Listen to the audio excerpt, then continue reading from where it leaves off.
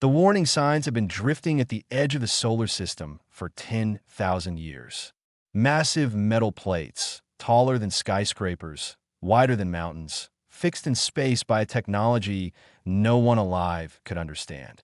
Every plate was carved with warnings in over 400 languages, including dead civilizations and lost species. And every single one said the same thing. Do not enter. Do not disturb. Do not wake what sleeps here. Leave. Commander Verkulos of the Galactic Dominion ignored them that he was not reckless.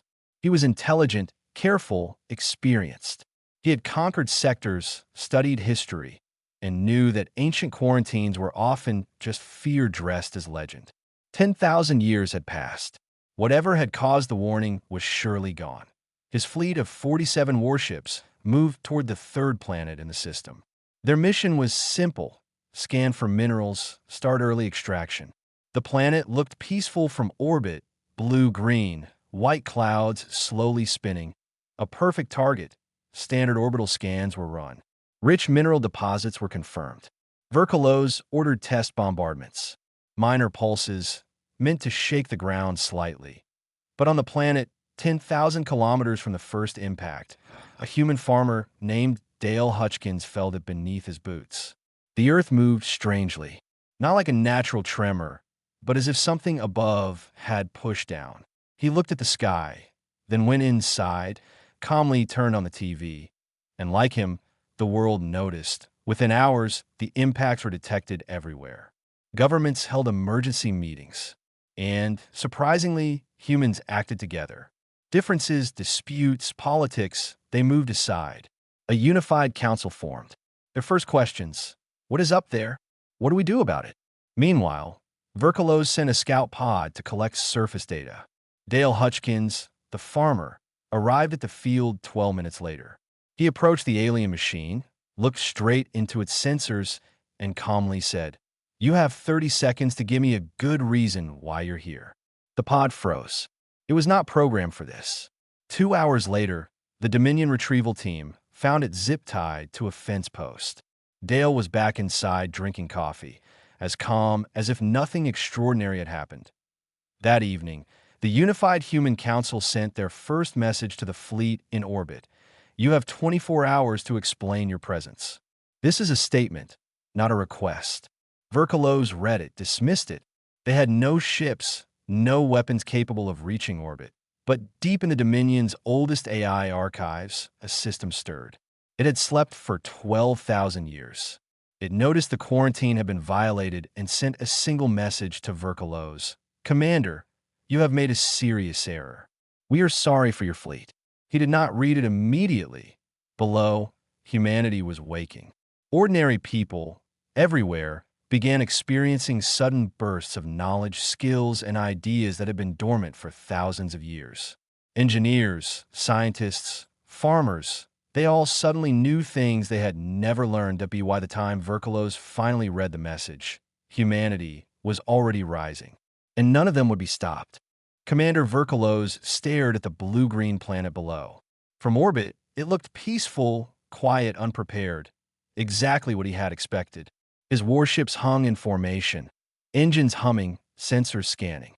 The initial orbital bombardments were tiny, just small pulses to test mineral deposits. But even that had already triggered unexpected movement on the planet's surface. Humans. They were alive, and they were noticing dot on the surface. Ordinary people had felt the tremors. Farmers, engineers, and students alike paused, looked around, and instinctively knew something was different. Seismic stations had registered the impacts within hours. Military radars had detected the Dominion fleet almost immediately. Within a single day, governments had convened emergency councils. In a remarkable display of cooperation, long-standing conflicts were set aside. Scientists, politicians, and strategists, all working together, asked the same two questions: what is out there, and what do we do about it? Meanwhile, Verkulos' scout pod landed in an empty field. The drone emerged, sensor scanning. 12 minutes later, Dale Hutchkins, a human farmer, drove up in his old truck. He got out, looked at the blinking pod, and calmly crossed his arms. "I don't know who sent you," he said, calm but firm, "but you've got 30 seconds to give me a reason why you're in my field." The drone froze. It wasn't programmed for this. Humans weren't supposed to behave like this. Unafraid, practical, decisive. By the time Dominion retrieval teams arrived, Dale had zip-tied the drone to a fence post. He went back inside for coffee, completely unbothered. The Human Council's first message to the fleet came soon after. "You have 24 hours to explain your presence and your actions in this system." This is a statement, not a request. Verkelos read it twice, then dismissed it. Primitive creatures on a quarantined rock. They had no ships, no weapons capable of reaching orbit. He would deal with them later. But deep within the Dominion capital, an ancient AI stirred. Its quarantine beacon had been passed without acknowledgement. It checked the records, confirmed the system coordinates, and sent one brief message to Verkelos. "Commander, you have made a serious error. We are sorry for your fleet."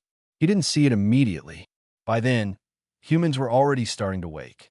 Something had stirred within them, a knowledge long hidden, a skill suppressed for 12,000 years. Across the planet, people began to rise with new understanding. A retired aerospace engineer sketched FTL designs she had never studied. Students filled notebooks with equations they had never learned. Retired military engineers began creating new hull designs. Ordinary people, acting independently, suddenly knew things they had never been taught. Within months, the entire planet shifted. Ordinary cities looked the same, but a focused energy pulsed through every corner. Systems coordinated themselves. Knowledge spread like wildfire. The humans were preparing, building, and learning faster than the Dominion could comprehend. Even Verkelos's warning lights, reports, and cautionary signs were ignored. He thought they were primitive. He thought he was in control. He wasn't. The countdown to humanity's full awakening had begun, and the Dominion had no idea what they had unleashed. 6 months after the first orbital bombardments, the humans had changed everything. The scout pod that Dale Hutchkins had captured in his field had been fully dissected. Engineers, scientists, and even farmers had worked together. Within weeks, they had learned how it operated. Within months, they were building their OWN.B. By the 5th month, they had a working propulsion system. By the 6th, they had shields. By the 7th, weapons. The humans were not waiting for permission or guidance. They were acting fast and coordinated, with a focus that astonished anyone watching from orbit. The Dominion fleet noticed the changes, but not fully. Verkelos assumed the humans were still primitive. He didn't see the scale of their progress. Then, the first human spacecraft launched at IT was a cargo freighter, stripped down and rebuilt. They called it the Stubborn Bastard. It was awkward-looking, blocky, almost comical, but every inch of it was designed for function over style. The crew was 11 strong. Former pilots, engineers, and of course Dale Hutchkins, who had become a public hero for zip-tying an alien drone to a fence. The human ship reached the outer edges of the solar system in hours. 2 Dominion warships patrolling near the quarantine border detected it immediately. They identified it as primitive. Weak, easy prey. They were wronged in 40 minutes. Both Dominion ships were drifting, disabled. Damage was minimal on the Stubborn Bastard. The human crew had adapted to the Dominion's attacks, anticipating, improvising, and countering in ways no one thought possible. Dale sent a simple message back to Earth. 2 down. Tell them to send more. Verkelos read the report in disbelief. He had expected a minor skirmish. Instead, he had seen humans, primitive, improvised humans, defeat 2 trained Dominion ships in an engagement that should have been one-sided. Meanwhile, back on the planet, the awakening continued. Every city, every town, every workshop was buzzing with the same energy. Ordinary people, working together, were inventing technologies that the Dominion had guarded jealously for centuries. They were building, calculating, designing, and coordinating, all without central leadership, all without hesitation. The Dominion fleet was still large. The humans were still small in number. But something had changed. The humans were not afraid. They did not hesitate. They did not break. Every setback made them stronger. Every loss taught them something new. And Verkelos? He had just begun to realize that the warning signs at the edge of the solar system were not mythology. They were real. They were serious, that he had underestimated them. And that mistake would cost the Dominion more than he could imagine. The Dominion's full fleet was no longer waiting. Verkulos had learned to his growing horror that the humans were not just clever, they were relentless. Every move he expected them to make, they had already anticipated and adapted to. The first real engagement happened at the edge of the solar system, a frozen, rocky region the Dominion called the Yut Line. 4,200 warships against 600 human vessels. Every Dominion commander expected a quick victory. The models predicted it. The simulations confirmed it. And yet, nothing went as planned. From the first day, human tactics defied all expectations. When formations were broken, the survivors regrouped and struck back immediately. They did not scatter. They did not panic. They adapted. They improvised, learning faster than the Dominion could comprehend. Every Dominion model assumed the humans would have a breaking point. They did not to be wide day 5. The Dominion officers noticed something new. The humans were drawing them into traps. Sections of the human fleet pulled back deliberately, inviting pursuit. Dominion ships fell into prepared zones, where hidden human vessels struck from multiple directions simultaneously. Losses mounted. The Dominion fleet still had numbers, but it no longer had control. Verkulos watched from his flagship, feeling the first true fear he had experienced in decades of campaigns. His commanders were baffled. Their orders, based on centuries of interstellar warfare doctrine, were failing. Every attempt to press an advantage backfired. Every weak point the Dominion saw was met with human ingenuity. Out on the planet below, Saravias observed the battle from the human command center. She had read the archive file, studied the wake condition, understood the human's history, and yet nothing had prepared her for seeing it in action. They don't ask if they can win, she said quietly to Ambassador Chenwei. They ask how long it will take. Chenwei did not need to explain.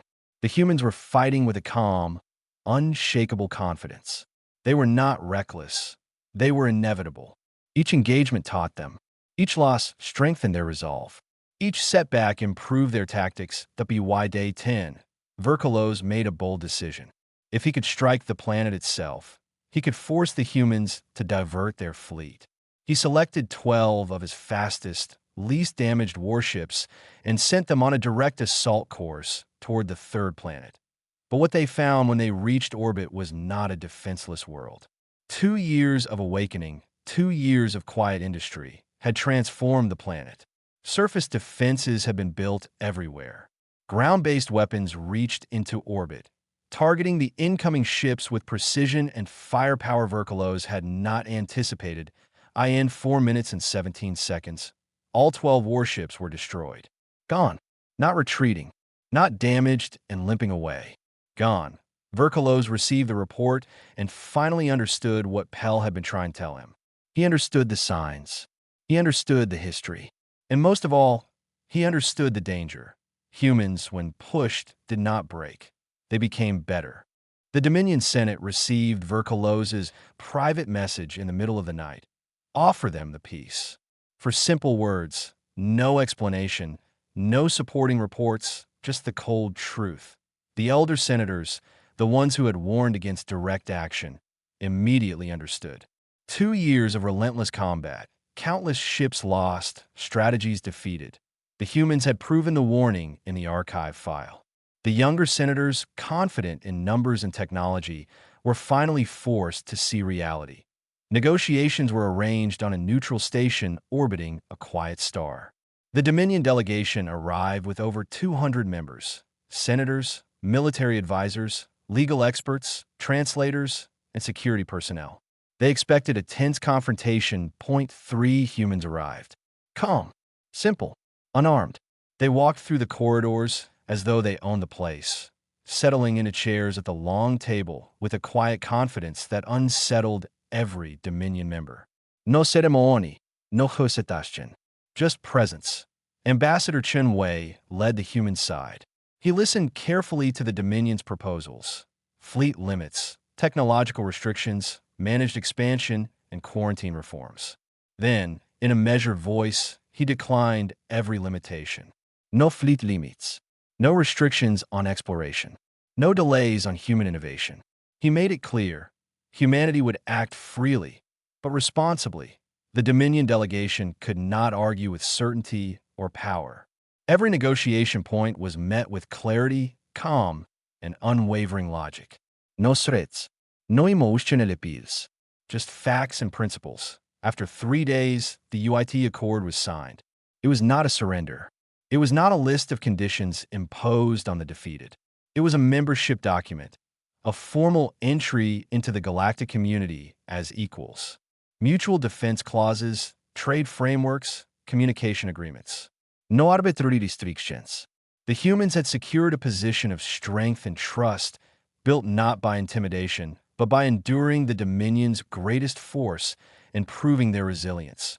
Diplomatic whispers spread across the galaxy before the ink was even dry. Every species that had doubted humans now understood the shift in balance. Humanity was awake, united, and fully capable. The warnings of the past had been ignored, the lessons of the archive had been delayed, but the humans had arrived, and the galaxy would never be the same. And somewhere in the quiet observatories and command centers of Earth, the people who had stood up, adapted, built, and learned went about their work. Ordinary in appearance, extraordinary in action, ready for the next challenge the universe might dare to send.